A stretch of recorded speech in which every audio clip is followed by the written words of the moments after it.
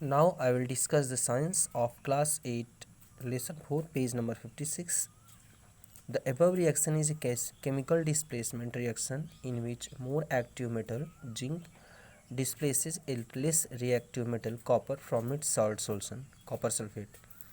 तो इस तरीके से स्टूडेंट जब हम कॉपर सल्फेट के सोल्यूशन में जिंक डालते हैं तो जिंक कॉपर सल्फेट से कॉपर को निकाल करके जिंक सल्फेट खुद सल्फेट के साथ जुड़ जाता है और कॉपर को अलग कर देता है। The solution become colourless because zinc sulphate solution form से कलरलेस सोल्यूशन। और यह सोल्यूशन कॉपर सल्फेट जो पहले नीले रंग का था बाद में वह कलरलेस हो गया क्योंकि zinc sulphate solution colourless solution होता है।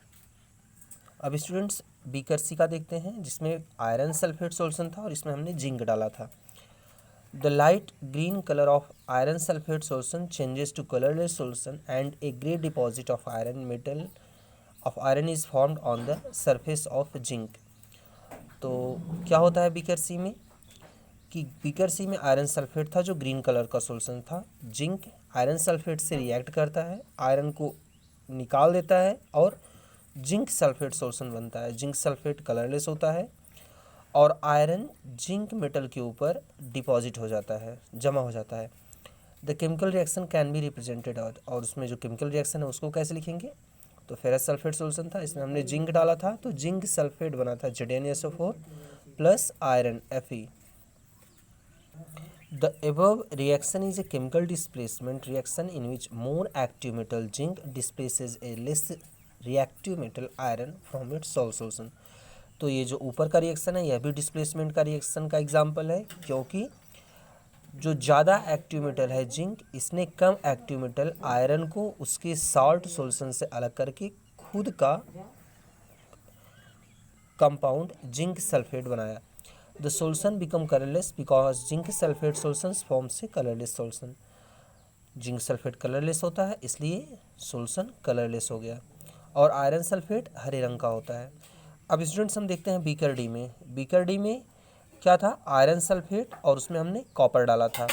तो कॉपर आयरन से कम रिएक्टिव होता है इसलिए कॉपर ने कोई रिएक्शन नहीं किया, तो no change in colour of iron sulphate takes place. Iron sulphate के सोल्यूशन में कोई चेंजेस नहीं होता है।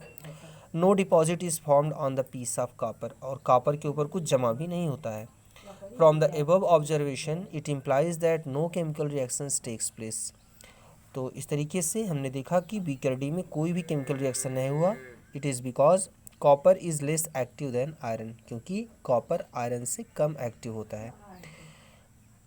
And hence no chemical displacement takes place, और इसी कारण से कोई केमिकल रिएक्शन भी नहीं हुआ। अब हम देखते हैं बीकर ई में जिसमें हमने जिंक सल्फेट में आयरन डाला था।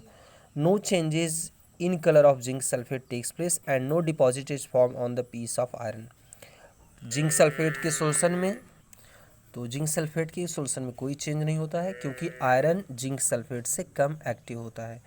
From this it implies that no chemical reaction takes place. इससे साबित होता है कि कोई केमिकल रिएक्शन यहाँ नहीं हुआ। It is because iron is less active than zinc. ऐसा इसलिए हुआ क्योंकि जिंक आयरन से ज़्यादा रिएक्टिव है और आयरन जिंक से कम रिएक्टिव है, और जब आयरन जिंक से कम रिएक्टिव है तो आयरन जिंक सल्फेट से जिंक को डिस्प्लेस नहीं करता है and hence no chemical displacement takes place, और इस तरीके से कोई केमिकल रिएक्शन नहीं होता है।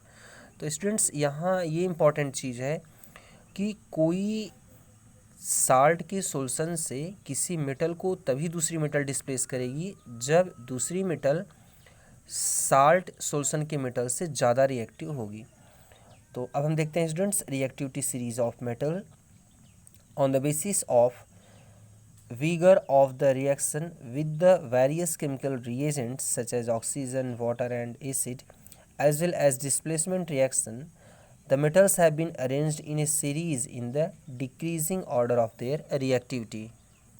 स्टूडेंट्स बहुत सारे केमिकल रिएक्शंस को देखते हुए मेटल्स को एक सीरीज़ में अरेंज किया गया है जिसमें ऊपर की तरफ सबसे ज़्यादा रिएक्टिव मेटल्स हैं और नीचे की तरफ सबसे कम रिएक्टिव मेटल्स हैं।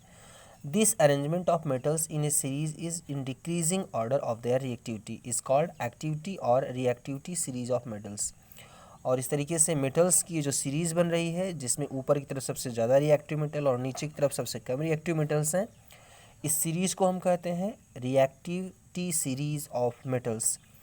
तो स्टूडेंट्स सबसे ज़्यादा एक्टिव इसमें कौन है? पोटेशियम है, फिर सोडियम, फिर कैल्शियम, फिर मैग्नीशियम, इसके बाद aluminium, zinc, iron, lead, hydrogen, copper, mercury, silver और सबसे लास्ट में गोल्ड। तो गोल्ड सबसे कम एक्टिव मेटल है और पोटेशियम सबसे ज़्यादा एक्टिव मेटल है जो इस सीरीज़ में दिखाया गया है। स्टूडेंट्स हम लोग पेज नंबर 57 देखेंगे। The reactivity series of metal is also known as activity series of metals.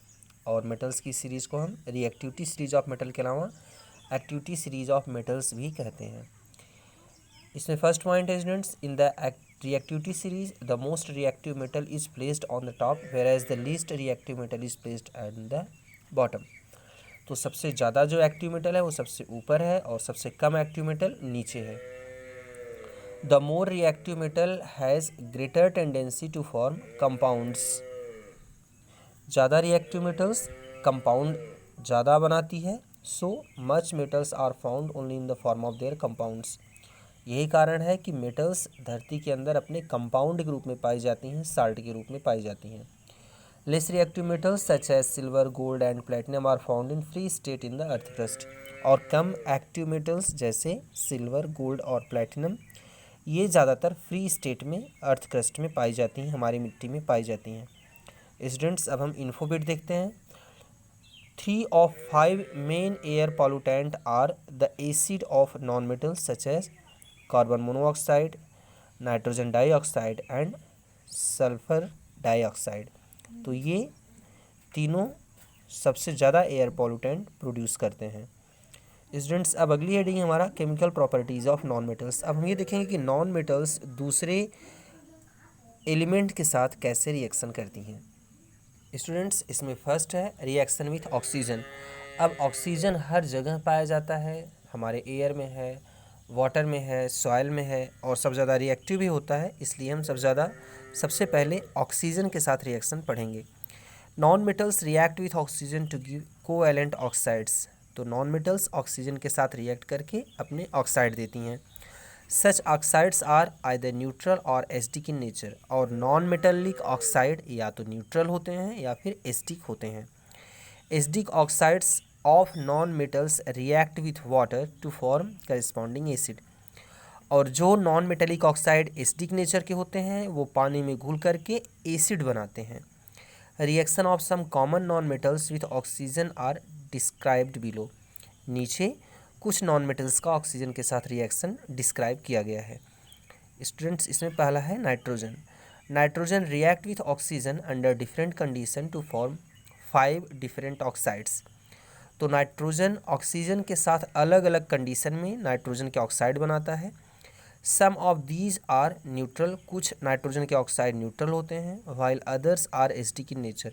और जबकि कुछ नाइट्रोजन के ऑक्साइड एसिडिक होते हैं। अब एग्जांपल देखिए स्टूडेंट्स, जब नाइट्रोजन ज़्यादा होता है और ऑक्सीजन कम होता है तब बनता है नाइट्रस ऑक्साइड N2O और यह न्यूट्रल होता है। नाइट्रोजन ऑक्सीजन की लगभग जब बराबर मात्रा होती है तो नाइट्रिक ऑक्साइड NO बनता है और यह भी न्यूट्रल होता है। स्टूडेंट्स जब नाइट्रोजन ऑक्सीजन की ज़्यादा मात्रा के साथ रिएक्शन होता है तो डाई नाइट्रोजन ट्राईऑक्साइड बनता है, यह एसिडिक नेचर का होता है। फिर नाइट्रोजन जब ऑक्सीजन के साथ फिर ज़्यादा मात्रा में रिएक्ट करता है तो नाइट्रोजन ऑक्साइड NO2 बनाता है। और नाइट्रोजन ऑक्सीजन की और ज़्यादा मात्रा के साथ नाइट्रोजन पेंटाऑक्साइड बनाता है, N2O5 बनाता है और ये भी एसिडिक नेचर का होता है। तो स्टूडेंट्स इस तरीके से 5 तरह के ऑक्साइड नाइट्रोजन बनाता है। अब ऊपर देखिए students, dinitrogen pentoxide react with water to give nitric acid. और ये जो एसिडिक नेचर वाले नाइट्रोजन के ऑक्साइड हैं जब ये पानी में घुलते हैं, पानी के साथ रिएक्ट करते हैं तो ये नाइट्रिक एसिड बनाते हैं, HNO3 बनाते हैं। स्टूडेंट्स अगला है कार्बन, हम लोग इसे कल पढ़ेंगे। Thank you.